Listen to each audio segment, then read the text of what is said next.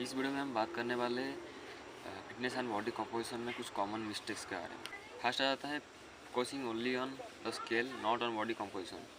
तो इसका बेसिकली मतलब है सिर्फ आप बॉडी वेट पर फोकस करते हो। आपका अगर वेट फैट लॉस या वेट लॉस का है वो, तो सिर्फ आप स्केल पर ध्यान देते हो कि आपका कितना बॉडी वेट लूज़ हुआ कि कितना बॉडी वेट गेन हुआ, मसल गेन या फिर वेट गेन में।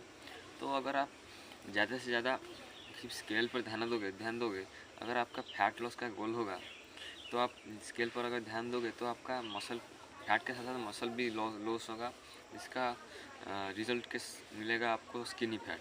अगर आपका वेट गेन का गोल है लेकिन अगर आप स्केल पर ध्यान देते हो, फास्ट रिजल्ट चाहने के लिए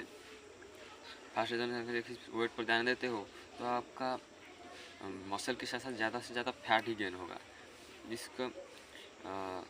इसका मतलब आपका गोल में सिर्फ आपको फैट ही नज़र आएगा, ज़्यादा से ज़्यादा मसल नहीं आएगा, सिर्फ फैट ही आएगा। तो आपको सिर्फ आपके विजुअल अपीयरेंस पर ध्यान देना चाहिए। थोड़ा लीन होगा आपका फिजिक आपका, थोड़ा मसल वगैरह डिफिनेशन अच्छा होगा। तो आप समझ जाना कि इसके साथ ही आपको प्रोग्रेस करते रहना है। आपका वेट गेन होते रहना है और इस पर ही ध्यान देना चाहिए आपको, विजुअल ट्रांसफॉर्मेशन पर, ना कि सिर्फ स्केल पर। सेकंड बात आ जाता है जिनको वेट लॉस करना है वो कैलोरीज को कट कर देते हैं, मतलब खाना बिल्कुल ही कम कर देते हैं।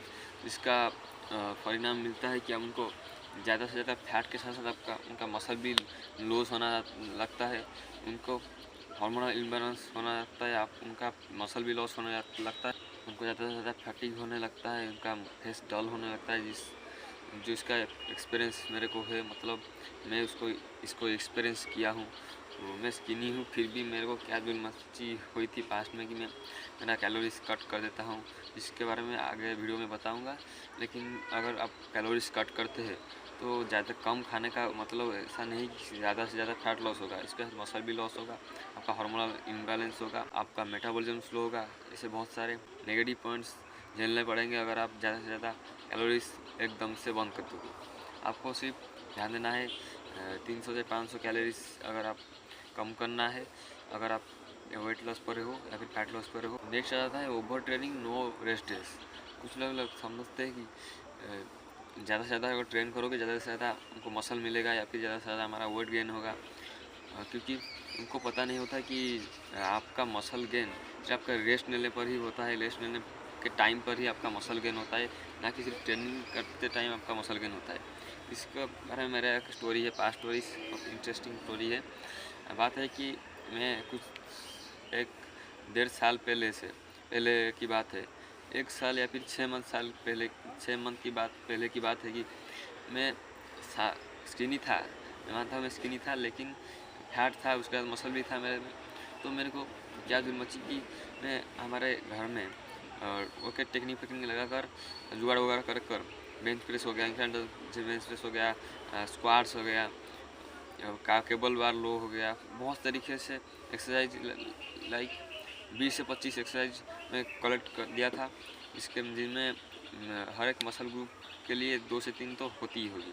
तो मैं डेली सारे मसल ग्रुप को ट्रेन करता था, लाइक पुशअप पुलअप सब कुछ डेली करता था, ओवर ट्रेनिंग करता था, दिन में दो बार करता था। तो रिजल्ट क्या मिला कि मेरा मसल्स वगैरह पूरा साइन करने लगा, मतलब अगर पोजिंग करता था आर्म्स वगैरह हो गया, शोल्डर हो गया या फिर बाइसेप वगैरह, वो बहुत अच्छे से डिफाइन होकर आता था। ये नहीं कि मेरा मसल बढ़ गया था या फिर मसल लूज़ नहीं हुआ, मेरे फैट के साथ में बहुत सारा मसल भी लूज़ हुआ। मैं अगर सिंपली खड़ा भी हो जाता था हड्डी की तरह लगता था उस टाइम पर, फैट के साथ मसल भी लॉस हो गया था। इसके रिजल्ट के तौर पर मेरे को बहुत स्किनी बन गया था, लेकिन पोजिंग टाइम पर मेरा मसल्स डेफिनेशन बहुत अच्छा था, लेकिन फेस डल हो गया था, बाल की क्वालिटी गिर गई थी। ये आपको नहीं करना है। इसका अगर आपको जानना है कि आप ओवर ट्रेनिंग कर रहे हो बिना अच्छा रेस्ट के या फिर डाइट के, तो आपको कुछ सिम्टम्स दिख रहे होंगे, जिसमें फर्स्ट आ जाता है आपको कॉन्स्टेंटली टायर्डनेस फील होता होगा, आपको कुछ काम करने के बाद आपको टायर्डनेस फील होता होगा, आपका स्लीप भी बहुत ख़राब हो गया होगा, आप सोने के लिए चाहते होगे लेकिन सो नहीं पाते हो क्योंकि आप ओवर ट्रेन करते हो, आपका बॉडी एक्टिव स्टेज में रहता है कि इसको बहुत ज़्यादा काम करना है, इसको रेस्ट नहीं देना चाहिए, वैसा कुछ सोच रहा होगा कि आपका बॉडी आपको नींद में अच्छा नहीं आया होगा, आपका वीकनेस फील होता होगा, आपको ज़्यादा कोई प्रोग्रेस भी नहीं होगा, आपका बॉडी में सिर्फ आपका वर्कआउट को या फिर ट्रेनिंग को छोड़कर कोई प्रोग्रेस नहीं दिखता होगा। जो आप ट्रेनिंग पर ही प्रोग्रेस करते होंगे लेकिन आपका बॉडी में कोई भी प्रोग्रेस नहीं दिखता होगा। नेक्स्ट बात आ जाता है इग्नोरिंग स्लीप। अगर आप स्लीप को इग्नोर करते हो, बहुत सारे लोगों को अभी भी नहीं पता होगा या फिर पता ही होगा कि स्लीप कितना ज़रूरी है, लेकिन वो स्लीप पर ज़्यादा फोकस नहीं देते होंगे। कोई काम वगैरह होता होगा या फिर रात में कोई लेट नाइट पर स्टडी वगैरह हो गया, फिर कोई काम हो गया, वो जागते होगे या फिर सुबह सुबह उठकर काम करते होगे, तो आपको स्लीप को कभी भी इग्नोर नहीं करना चाहिए। सोने वक्त ही आपका मसल ग्रोथ होता है, मसल रिकवरी वगैरह होता है, आपको आपका हार्मोनल मिनिमल लेवल पर मतलब बैलेंस पर आता है। अगर आप स्लीप को ही कट कर दोगे या फिर इग्नोर करोगे तो ये सब फ़ायदा आपको नहीं मिलेगा, ज़्यादा से ज़्यादा आपको नुकसान ही मिलने वाला है। तो अगर आप ज़्यादा से ज़्यादा नहीं सोते हो तो आपको टायर्डनेस फील होगा, आपका कॉर्टिजोल हाई होगा, आपका फैट बर्न वगैरह कम हो जाएगा। तो आप क्या करना है कि आपको 7 से 9 घंटे तक अच्छे से सोना है।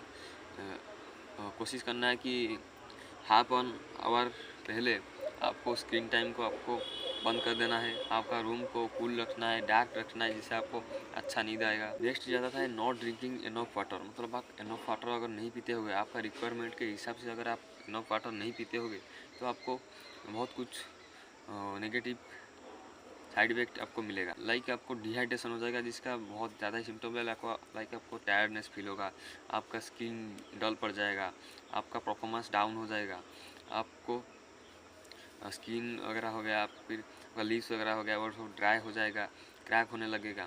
तो आपको क्या करना है कि आपको दिन में इनफ, आपके रिक्वायरमेंट के हिसाब से आपको दिन में इनफ वाटर पीना चाहिए। नेक्स्ट आ जाता है पोर पोस्चर ड्यूरिंग वर्कआउट। अगर वर्कआउट के दौरान आप अगर पोर पोस्चर, बॉडी पोस्चर मेंटेन करोगे, आपको इंजरीज होगा, आपको अनइवन मसल ग्रोथ होगा, मतलब एक वैसे बड़ा एक वैसे छोटा हो गया, इसका कुछ आपको रिजल्ट मिलेगा। अगर आप बैड पोस्चर के साथ करोगे वर्कआउट्स, तो आपको क्या करना है कि आपको पहले पोस्चर सुधारना चाहिए, उसके बाद आपको वेट पर फोकस करना चाहिए।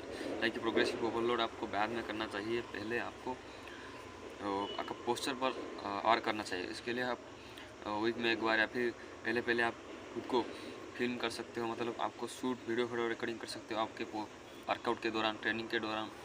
तो आपको आप खुद को इसके वीडियो के जरिए आप खुद को सुधार सकते हो, या फिर आप आपके कोर या फिर बैक को ट्रेन कर सकते हो, जिसके फ़ायदे पर आपको एक स्ट्रेच पोस्चर मिल जाएगा। मैक्सिमम टाइम आपको ध्यान नहीं देना पड़ेगा, क्योंकि आपका कोर और बैक मसल वगैरह स्ट्रॉन्ग होगा, तो आपको ये बॉडी आपको बैलेंस कर देगा। नेक्स्ट आता है स्किपिंग लेग डे। अगर आप लेग डे को स्किप करते हो, आपके ट्रेनिंग में अगर लेग डे बहुत कम आता है, मतलब आप स्किप भी कर देते हो लेग डे को, तो आपको इसके पर ध्यान देना चाहिए। इसके अगर साइड इफेक्ट की बात करें, अगर आप लेग डे को स्किप करते हो, आपको एक अनइवन सा आपको फिगर मिलेगा, मतलब आपका बॉडी का पोस्चर वगैरह हो गया, फिर बॉडी का डिफिनेशन वगैरह हो गया, वो बहुत गंदा हो जाएगा। लेकिन आपका अपर बॉडी अगर बढ़ाना चाहते हो, फिर भी आपका नहीं बढ़ेगा अपर बॉडी, क्योंकि आपका फाउंडेशन मतलब आपका लेग स्ट्रॉन्ग नहीं है। तो उसके ऊपर आपको ध्यान देना चाहिए। इसका अगर आप लेग को नहीं स्ट्रॉन्ग करेंगे तो आपका टेस्टोस्टेरोन भी डाउन हो सकता है। इसलिए आपको लेग को वीक में ज़रूर ट्रेन करना चाहिए, 2 से 3 बार या फिर एक बार। लाइक आप स्क्वाट्स वगैरह मार दिए, आप डिप्स वगैरह मार दिए, डेडलिफ्ट वगैरह कर दिए। नेक्स्ट आ जाता है इनकॉन्सिस्टेंसी। मतलब आप कंसिस्टेंट नहीं हो आपके वर्कआउट्स में, आपके ट्रेनिंग में। आप कुछ ही दिन वर्कआउट करते हो, उसके बाद सोचते हो कि रिजल्ट नहीं मिला, क्योंकि रिजल्ट इतने जल्दी भी नहीं मिलते। आपको मिनिमम 3 से 6 मंथ लग जाएंगे विजिबल रिजल्ट देखने के लिए, कुछ टिप्स हुआ या फिर नोटिस करने के लिए। उसके बाद 1 से 1 साल तक लग सकते हैं। अगर आप अच्छे से कंसिस्टेंटली ट्रेनिंग करते हो, आपको अच्छा रिजल्ट दूसरों को भी देखने लगे। मिनिमल मतलब ज़्यादा ना निखर कर भी आपको ज़्यादा विजुअल रिजल्ट मिल जाएंगे, अगर आप 1 साल तक कंसिस्टेंटली वर्कआउट कर सकते हो। नेक्स्ट ज़्यादा है कंपेयरिंग योरसेल्फ टू अदर्स। मतलब आप खुद को दूसरों के साथ कंपेयर करते हो, जो मैं भी बहुत 1-2 साल पहले करता था, लेकिन धीरे धीरे मेरा माइंड सेट चेंज हो गया। मैं खुद को दूसरों के साथ कंपेयर नहीं करता, सिर्फ खुद के पास सेल्फ के साथ कंपेयर करता हूँ। क्या पहले मैं अच्छा दिखता था या फिर अभी मैं अच्छा दिखता हूँ,